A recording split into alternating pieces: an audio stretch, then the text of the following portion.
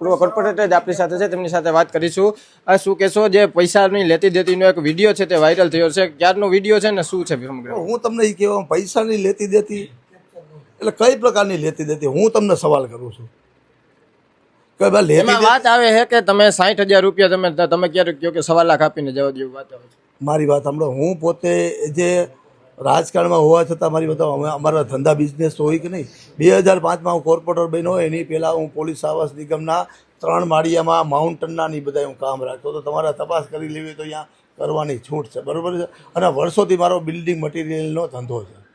આ શેના પૈસાની વાત છે આમાં? આ બિલ્ડિંગ મટીરિયલના જે પૈસા હતા એની વાત હતી. એટલે 2-3 મહિના પહેલાં એ ભાઈ આવ્યા, મેં એટલે પછી મારા શાળાએ કીધું ભાઈ એક કામ કરો, તમને હું માલ નાખીશ નહીં, જે જોતું હોય ને તમારા બનાવીને કયો કહીએ. એટલે એ પોતે જે ભાઈ હતો એ આવ્યો ને એને બીજાને મોકલ્યા. એટલે માલના પૈસાની વાત હતી. માલના બિલ્ડિંગ મટીરિયલના માલના પૈસા એમાં એમને તમે આને મારી માથે આક્ષેપ કરો પણ એમાં વિડીયોમાં તમે ક્યાંય ગેરકાયદેસર બાંધકામનો ઉલ્લેખ છે?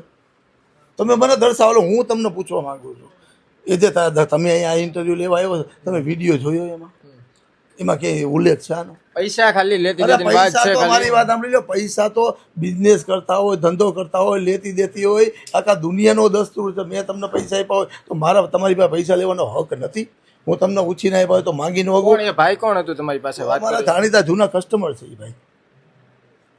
તમે સામાન આપેલો હતો એના પૈસા બાકી એ બાબતે 8 વર્ષ પહેલાના બાકી છે. હવે અત્યારે આવ્યા એને કોઈ દેતું નથી કારણ કે બધે ધુંબા માર્યા છે.